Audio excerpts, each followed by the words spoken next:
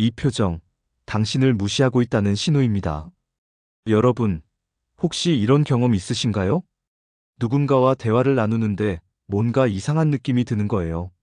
말로는 분명히 예의 바르게 대답하고 있는데 왜인지 마음 한구석이 불편하고 기분이 상하는, 이 사람이 나를 무시하는 건가? 아니면 내가 너무 예민한 건가? 이런 의문이 머릿속을 맴돌면서도 확신을 갖지 못해 답답했던 순간들 말이에요. 사실 인간의 의사소통에서 말이 차지하는 비중은 전체의 10%도 되지 않습니다. 나머지 90% 이상은 표정, 몸짓, 목소리 톤, 그리고 미묘한 분위기로 전달되거든요. 마치 빙산처럼 말이라는 건 수면 위로 드러나는 작은 부분일 뿐이고 진짜 중요한 메시지는 눈에 보이지 않는 곳에서 전달되는 거죠. 그래서 때로는 고맙습니다라고 말하면서도 정말 귀찮다는 메시지를 전달할 수 있고 괜찮습니다라고 말하면서도 전혀 괜찮지 않다는 신호를 보낼 수 있어요.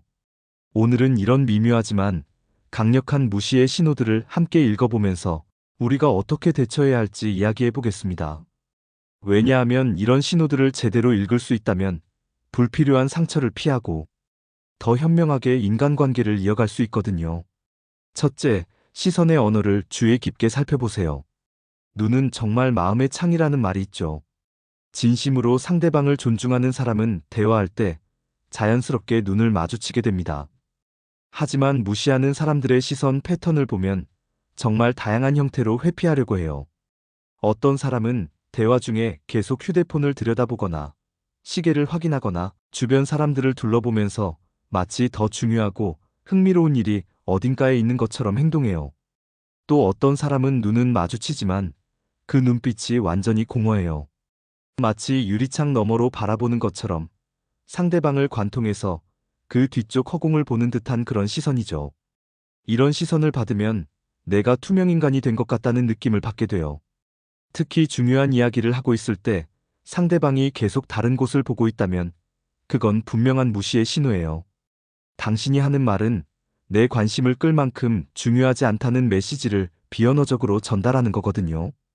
둘째, 가짜 미소를 구별하는 능력을 기르세요. 미소에도 여러 종류가 있다는 걸 아시나요? 진짜 기쁘고 반가울 때 짓는 미소는 이뿐만 아니라 눈가까지 함께 웃어요.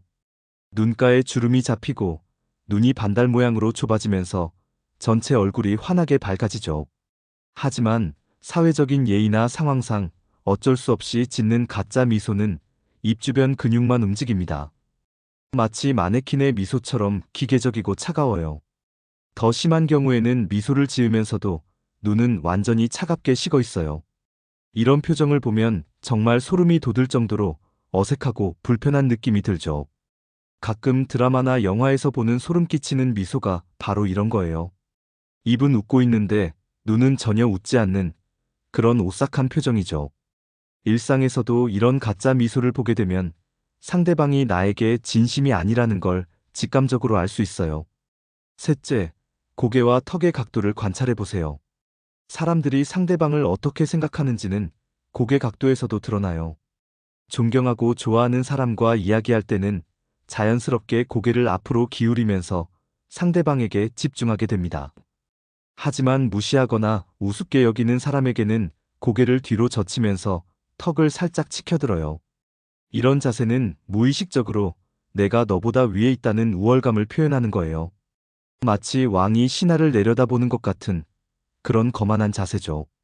특히 키가 비슷하거나 상대방이 더 클 때도 이런 자세를 취한다면 그건 분명히 심리적 우위를 보이려는 시도예요. 또 어떤 사람들은 대화 중에 고개를 옆으로 돌리면서 상대방을 비스듬히 바라보기도 해요. 이것도 일종의 무시 표현인데 너한테 정면으로 마주볼 만한 가치도 없다는 메시지를 은근히 전달하는 거죠. 넷째, 몸의 거리와 자세에서 나타나는 신호들입니다. 사람은 좋아하고 존중하는 상대방과는 자연스럽게 가까워지려고 해요.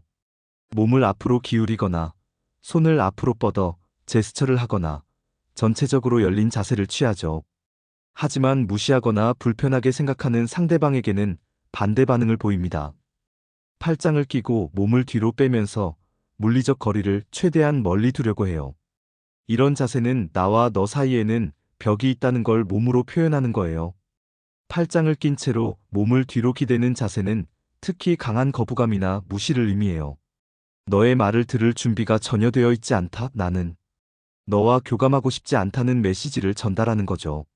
심지어 어떤 사람들은 대화 중에 몸을 아예 다른 방향으로 돌려버리기도 해요. 얼굴은 상대방을 향하고 있지만 몸은 출구를 향해 있다든지 다른 사람들이 있는 쪽을 향해 있다든지. 이런 자세는 빨리 이 대화를 끝내고 싶다는 신호예요. 다섯째, 반응의 질과 양을 체크해 보세요. 진심으로 관심 있게 듣는 사람은 자연스럽게 다양한 반응을 보여요. 정말요? 그래서 어떻게 됐어요? 와, 그거 힘들었겠네요. 같은 구체적이고 감정이 담긴 반응들이죠. 하지만 무시하는 사람들의 반응은 정말 건성건성이고 기계적이에요. 네, 아, 그렇군요. 같은 단조롭고 감정 없는 반응만 반복하죠. 더 심한 경우에는 중요한 이야기를 해도 그냥 고개만 끄덕이면서 시선은 완전히 다른 곳에 가 있어요. 마치 라디오를 틀어놓고 다른 일을 하는 것처럼 소리는 들리지만 전혀 집중하지 않는 상태인 거죠. 이런 반응을 받으면 이야기하는 사람은 점점 위축되고 자신감을 잃게 돼요. 내 이야기가 재미없나? 내가 중요하지 않은 사람인가? 하는 생각이 들기 시작하거든요. 그런데 여기서 중요한 질문이 생겨요. 이런 신호들을 포착했다면 우리는 어떻게 반응해야 할까요? 첫 번째 선택지는 직접적으로 확인하는 것입니다. 혹시 제가 뭔가 불편하게 해드렸나요? 하고 솔직하게 물어보는 거죠. 때로는 상대방이 단순히 컨디션이 안 좋거나 다른 걱정거리가 있어서 그런 행동을 보일 수도 있거든요. 두 번째는 상황을 객관적으로 분석해 보는 것입니다. 정말 나를 무시하는 건지 아니면 그 사람의 원래 성격이나 그날의 상황 때문인지 판단해 보는 거예요. 한두 번의 행동만으로 섣부르게 결론을 내리지 않는 것이 좋아요. 세 번째는 현명하게 거리를 조절하는 것입니다. 만약 정말로 그 사람이 나를 무시하고 있다는 확신이 선다면 굳이 그런 사람과 깊은 관계를 유지할 필요는 없어요. 최소한의 예의는 지키되 감정적 투자는 줄이는 거죠. 네 번째는 자신을 보호하는 것입니다. 다른 사람의 무시나 경멸 때문에 내 자존감이 흔들리게 해서는 안 돼요. 그 사람의 태도는 나의 가치를 결정하지 않거든요. 하지만 여기서 주의할 점도 있어요. 때로는 우리가 너무 예민하게 반응할 수도 있거든요. 상대방의 모든 행동을 무시의 신호로 해석하려고 하면 정상적인 관계도 어려워질 수 있어요. 또한 문화적 차이나 개인적 특성도 고려해야 해요. 어떤 사람들은 원래 눈을 잘 마주치지 않는 성격일 수도 있고 어떤 사람들은 감정 표현이 서투를 수도 있거든요. 그래서 하나의 신호만 보고 판단하기보다는 여러 신호들을 종합해서 패턴을 파악하는 것이 중요해요. 그리고 무엇보다 중요한 건 우리 자신이 다른 사람에게 이런 신호를 보내고 있지는 않은지 돌아보는 거예요. 무의식 중에 누군가를 무시하는 표정이나 자세를 취하고 있지는 않을까요? 인간관계는 거울과 같아서 우리가 보내는 신호가 그대로 돌아오는 경우가 많거든요. 마지막으로 이런 미묘한 신호들을 읽는 능력은 우리의 감정적 지능을 높여줍니다. 다른 사람의 진짜 마음을 이해할 수 있게 되면 더 깊이 있는 관계를 만들 수 있고 불필요한 오해나 갈등도 피할 수 있어요. 하지만 이 능력을 다른 사람을 판단하거나 비난하는 데 사용해서는 안 돼요. 대신 서로를 더 잘 이해하고 더 건강한 소통을 하는 데 활용해야죠. 결국 모든 사람은 존중받을 자격이 있고 우리도 존중받을 자격이 있어요. 만약 누군가 우리를 무시하고 있다면 그건 그 사람의 문제이지 우리의 가치를 떨어뜨리는 일이 아니라는 걸 기억하세요. 그리고 우리도 다른 사람들에게 따뜻하고 존중하는 마음을 전달할 수 있도록 노력해보면 좋겠어요.